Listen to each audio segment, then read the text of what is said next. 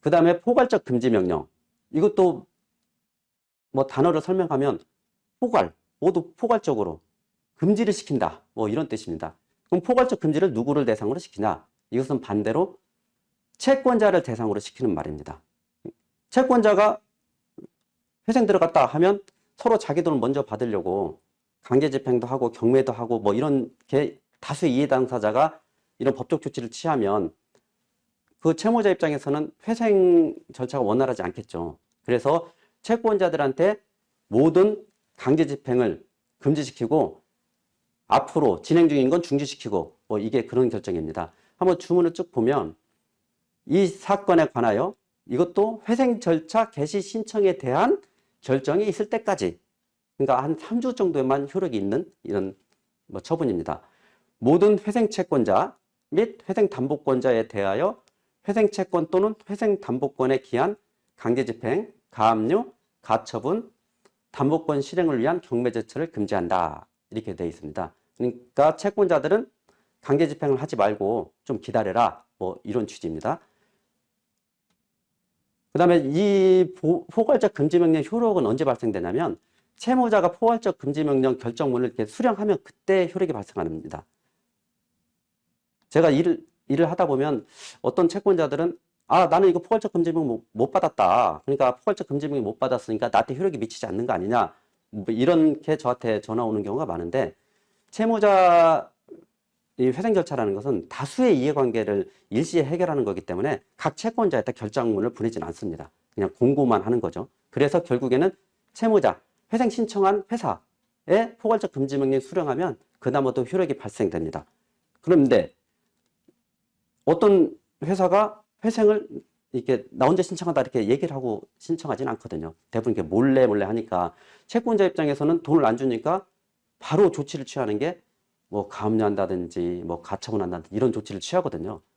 근데 회생법원에서는 이미 포괄적 금지명령이 나왔고 옆에 있는 서울중앙법원에서는 이 회사가 포괄적 금지명령이 나온지를 모르죠. 당연히 그쪽 법원 판사님들은. 그러니까 가처분, 가압류 신청을 하면 바로 결정문을 내줍니다. 근데 그 결정문 이 시기가 이 포괄적 금지명령 이후에 만약에 그 가압류, 가처분 결정문이 났다 하면 그것은 포괄적 금지명령 결정에 위배된 가압류 가처분이기 때문에 효력이 발생하지 않습니다. 그래서 그 가압류 가처분으로 예컨대 회생회사가 받을 수 있는 공사대금 청구권을 뭐 가압류했다든지 그 회생회사의 뭐 통장을 가압류했다든지 했어도 그 가압류 결정 무효이기 때문에 이 회생회사 입장에서는 집행해제 신청을 해서 바로 풀 수가 있는 거죠. 그렇기 때문에 어느 회사가 회생 신청을 하고 보전처분 포괄적 금지 명령을 받았다 하면 그때 그 소리를 듣고서 나의 채권을 확보하겠다 이런 법적 조치를 해도 이미 늦은 겁니다. 그러니까 특별히 법무 비용을 이렇게 지출하면서까지 그렇게 할 필요는 없다고 말씀드리고 싶습니다. 제가 아까 좀 말씀드렸는데 이게 가압류 집행 취소 및 집행 해제입니다. 그러니까 포괄적 금지 명령. 아까 포괄적 금지 명령은 개시 신청부터 개시 결정일까지만 한 3주 정도만 효력이 있다고 했잖아요. 근데 개시 결정이 나면 포괄적 금지 명령의 효력이 개시 결정이 남으로 인해서 완전히 확고해지는 거거든요. 그래서 포괄적 금지 명령 개시 결정이 발령되었음에도 불구하고 포괄적 금지 명령 개시 결정 발령된 것을 모르는 채 법원으로부터 이런 압류, 가압류 뭐 이런 걸 받은 경우 이것은 무효이기 때문에 집행 취소, 집행 해제를 받을 수가 있게 되는 겁니다. 미이행 쌍무 계약의 이행 선택. 이것은 더 자세히 말씀드리면 관리인이 회생 개시 결정이 되면은 진행 중인 계약 중에 유리한 것은 계속 유지하는 이행권, 불리한 것은 종료시키는 해저권이 발생됩니다. 그래서 회사 입장에서는 유리한 계획은 계속 이행해서 잔여 공사를 계속 진행함으로 인해서 기성금을 받을 수가 있는 것이고 이것은 너무 저가 수주였기 때문에 이 공사를 계속 이행하자니 계속 손실만 쌓인다 하면 바로 해지를 해야 되는 겁니다. 아까 말씀드렸다시피 미이행 쌍무계약 양방이 서로 다 미이행돼야 되는 겁니다. 일방이 다 종료된 계약권은 어떻게 되냐면 회생채권이 되는 거죠. 보통 도급인이 수급을 줄 때 여러 회사에 한 현장에서 여러 회사에게 수급을 준다고 가정했을 때 이 공정은 이미 끝난 공정이 있을 수가 있고 이 공정은 아직 진행 중인 공정이 있을 수가 있을 겁니다. 그러면 그 수급사와 이미 끝난 같은 현장이라도 끝난 그 공사에 대해서는 미이행 쌍무계약, 이행 선택 이런 법리가 적용되지 않기 때문에 그 수급인에 대한 수급인의 기성금 청구권은 회생채권이 되는 겁니다.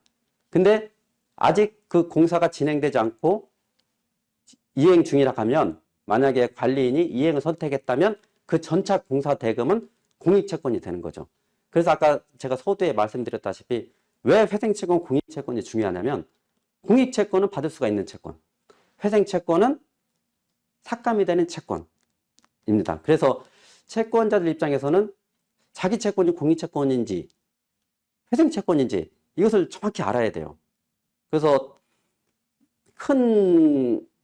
예컨대 큰 기업이 이 회생 절차에 돌입하면 가장 큰 이슈가 되는 부분이 이것은 공익채권이다. 나의 청구권은 하면서 공익채권이기 때문에 수십 지금이라도 당장 변제해다오 하면서 회생회사를 상대로 소송을 거는 겁니다. 그러면 회생회사 입장에서는 아니다. 그것은 공익채권이 아니고 회생채권이기 때문에 회생계획안으로 추후에 권리 변경돼서 삭감돼야 되는 채권이다. 뭐 이런 식으로 크게 공방이 있게 되는 거죠. 아까 말씀드렸다시피 이행 선택인데 회생회사의 도급사라면 계약이라는 게 발주처와도 계약 관계가 있을 것이고 수급사, 뭐 하도급사 여기가 계약 관계가 위도 계약 관계가 있을 것이고 아래도 계약 관계가 있을 것입니다. 그렇기 때문에 위와도 미이행 쌍무계약 이행을 선택할 것인지 아래와도 미이행 쌍무계약 이행을 선택할 것인지 이것을 선택을 해야 되는 거죠. 근데 관리인이 개시결정이 났음에도 불구하고 그냥 이 현장을 방치하고 아무 조치도 취하지 않으면 발주처도 그렇고 뭐 수급사도 그렇고 이 공사를 계속 진행해야 될지 이 현장을 어떻게 해야 될지 고민되지 않겠습니까? 그래서 법률 조항에는 뭐가 있냐면 개시결정을 했음에도 불구하고 관리인이 아무 조치를 안 하면 이행할 거냐 선택할 거냐 통보를 해라 30일 안에 결정을 해라 이렇게 최고로 할 수가 있죠. 그 상대방이 이행할 건지 해제할 건지 선택해라 이런 최고를 받았음에도 불구하고 관리인이 30일 안에 거기에 대한 답변을 주지 않으면 이행 선택으로 간주하게 됩니다. 그렇기 때문에 거기에 있는 과거에 발생된 채권 채무라든지 이런 것은 다 공익채권이 되겠죠. 회생 개시결정이 나면 법률상 관리인 뭐 이런 말이 좀 자주 이렇게 등장하게 되는데요. 법률상 관리인은 관리인이란 말은 이 회생 개시결정이 나면 이 회사를 관리하는 사람입니다. 관리하는 사람. 통상적으로 우리나라 채무자 회생법에 따르면 기존 경영자를 그냥 관리는 시켜줍니다. 근데 왜 법률상 관리인이다 이런 표현을 쓰냐면 관리인을 별도로 선임하지 않으면 자연스럽게 기존 경영자가 관리인이 된다 이런 뜻으로 법률상 관리인으로 이런 표현을 쓰는 거죠. 그러니까 기존 경영자 누구겠습니까? 대표이사죠. 대표이사가 법률상 관리인이 되는데 근데 또 문제는 뭐가 있냐면 그럼 대표이사를 누가 뽑게 됩니까? 주주총회에서 뽑게 되죠. 주주총회에서 이사회나 주주총회에서 대표이사를 뽑은 사람이 관리인이 되기 때문에 만약에 주주총회에서 뭐 대표이사를 다시 뽑는다든지 이사회에서 뭐 대표를 다시 뽑는다든지 하면 법률상 관리인이 바뀔 수 있는 뭐 이런 제도적인 좀 문제가 있긴 하지만 법원에서 봤을 때 그 관리인이 적합하지 않다 이런 생각이 되면 제3자를 관리인으로 선임하게 됩니다. 근데 제3자 전혀 이 회사를 모르는 제3자를 관리인으로 선임했다가는 이 회사가 잘 운영이 되지 않으니까 통상적으로 그 채무자 회사한테 기존 경영자는 관리인으로 적합하지 않으니까 새로운 관리인 추천 좀 해다오 이렇게 요청을 하면 대부분은 그 회사를 잘 알고 있는 뭐 부사장님, 뭐 전무님, 상무님 뭐 이런 분들이 운영을 합니다. 근데 그분들도 나는 법원에서 이렇게 지정하는 법원 일을 하는 관리인이 하기 싫다. 뭐 이러신 분들이면 어쩔 수 없이 다른 건설회사에서 회생회사 할 때 뭐 관리인 하셨던 분, 뭐 그런 분을 뭐 제3자 관리인으로 법원에서 선임하기도 합니다. 채권조사 확정재판이라는 게 또 있거든요. 그 채권조사 확정재판은 회생 절차를 이렇게 진행하는 과정에서 누구든지 채권 신고를 해서 자기 권리를 이게 주장을 해야 되는데, 채권 신고를 했다고 해서 그 권리가 다 인정되는 게 아니거든요. 나는 공사대금은 10억 받을 게 있다 하고 채권 신고를 했는데, 그 회사 입장에서 봤으니까 아니 내가 보니까 이거 공제하고 상계하고 저기서 한 8억밖에 없는 것 같아 해서 8억 정도만 그 회사에서 인정을 하거든요. 그러면은 나머지 2억은 어떻게 해야 되냐? 2억에 대해서는 별도로 소송을 해야 돼요. 그게 바로 채권조사 확정재판이라는 거거든요. 이 채권조사 확정재판을 제가 여기서 왜 말씀을 드리냐면, 채권조사 확정재판은 그 관리인이 채권을 부인했을 때, 그러니까 인정하지 않았을 때, 그래서 30일 안에 채권조사 확정재판을 걸어야 됩니다. 만약에 그 기간을 놓치면 그 부인당한 아까 말씀드린 2억, 그것은 회생 절차에 참가하지 못하고 그 권리를 소멸되거든요. 그래서 이 실무자 입장에서는 이 채권조사 확정재판은 꼭 30일 안에 제기해야 된다. 이것을 꼭 아실 필요가 있어서 제가 여기에 용어 정리에 넣어놨습니다. 회생을 다른 회사에 진행하다 보면 뭐 청산가치, 계속기업가치 이런 말을 좀 자주 듣게 됩니다. 그래서 제가 이 말을 넣어놨는데, 청산가치는 이것도 단어를 이렇게 쉽게 설명을 하면, 청산했을 때 이 회사의 가치가 어느 정도냐, 뭐 쉽게 말해서 그런 겁니다. 그러니까 회생 절차 개시 결정일 기준으로 해서 이 회사를 파산시켰다 이렇게 가정을 하는 거죠. 그럼 파산시켰다. 근데 건설회사 같은 경우 파산했을 때는 재산이 생각보다 많지 않습니다. 그 분양 중인 건물 같은 경우가 있으면 뭐 재고 자산은 잡히겠지만, 실상 대부분 신탁하는 경우가 상당히 많기 때문에 이 건설사의 자산이 별로 없습니다. 그다음에 뭐 매출채권도 부실인 경우가 많고요. 그래서 이 회사가 파산됐을 때 파산 관제인 입장에서 걷어들일 수 있는 재산의 가치가 얼마나 되냐. 유형자산 같은 경우는 경매 처분했을 때 자산 가치 되고, 그 다음에 매출채권 같은 이런 당좌 같은 경우는 회수 가능성 여부를 고려해서 이것은 부실이기 때문에 회수 가능성이 별로 없다. 그러면 그 부분을 청산 조정을 해서 상당 부분 뭐 20% 30%만 인정할 수도 있고 했을 때 그 가치를 말하는 겁니다. 그 다음에 계속기업 가치란 말을 많이 듣게 될 건데요.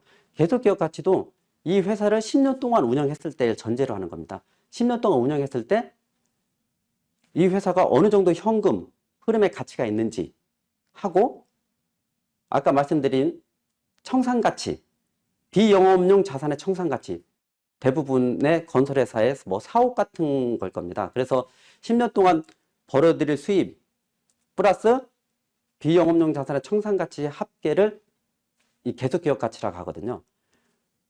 계속기업가치와 청산가치를 왜 비교하냐면, 회생의 기본 전제 조건은 계속기업가치가 청산가치보다 높아야 되는 거예요. 그러니까 채권자 입장에서 이 회사가 자산이 많아서 당장 파산 절차를 받는다. 그럼 나한테 배당으로 받는 돈이 한 100억이다. 근데 이 회사를 한 10년 동안 회생을 한다는 전제하에 회사는 10년 동안 했더니 매년 손실이 발생되고 영업 현금 흐름이 마이너스다 하면 기준에 있는 그 청산가치를 계속 마이너스로 감소하게 되니까 그것은 회생에 큰 의미가 없는 겁니다. 그래서 회생의 기본 조건은 최소한 이 회사가 파산했을 때 보다는 채권자들이 더 많이 가져갈 수 있다. 이런 기본 전제가 돼야만이 이 회생의 의미가 있는 겁니다. 그러면 이 뭐 계속기업 가치나 뭐 청산 가치나 누가 산정하냐 하면, 회생 절차 내에서 법원에서 선임한 이게 조사위원이라는 게 제도가 있습니다. 그 조사위원들은 대부분 회계법인들이 하는데, 회계법인들이 이 회사의 청산 가치, 아까 제가 말씀드린 파산 시를 전제로 한 가치, 그 다음에 계속기업 가치, 이 회사를 10년 동안 영업을 하게 했을 때 과연 채권자들이 받을 수 있는 가치를 산정하게 됩니다. 그래서 그 조사 보고서 결과 계속기업 가치가 청산 가치가 보다 계속기업 가치가 높다고 판단되면 아, 이 회사는 회생을 계속 진행함이 타당하다. 근데 반대로 계속기업 가치가 청산 가치보다 낮다. 뭐 이런 조사 결과가 나오면 아, 이 회사는 지금 회생 절차를 폐지하고 청산하는 것이 채권자들한테 이득이 됩니다. 이렇게 조사 보고서를 쓰게 되는 겁니다. 그렇게 되면 법원 입장에서는 그 채무자 회사한테 아, 조사 보고서가 내용이 이러니 응?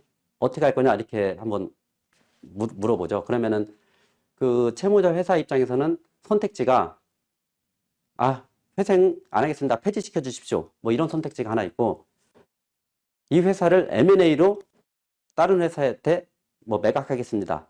뭐 이런 선택지가 있습니다. 그렇지 않으면 아, 난 도저히 이 회사를 운영할 자신이 없으니까 이 회사를 파산시켜 주십시오. 이 세 가지 선택지가 있는데 그래서 조사 보고서 결과가 안 좋으면 거기 있는 관리인이 그 법원에 들어가서 한번 면담 절차를 밟습니다. 향후 어떤 절차를 취할 것인지. 근데 보통 청산 가치가 높다고 해서 무조건 파산 절차로 가는 건 아닙니다. 그것은 관리인이 선택을 해서 난 파산 절차를 밟겠다 하면 그때서야 파산 절차를 가는 임의적 파산 절차를 우리나라는 게 시행하고 있습니다.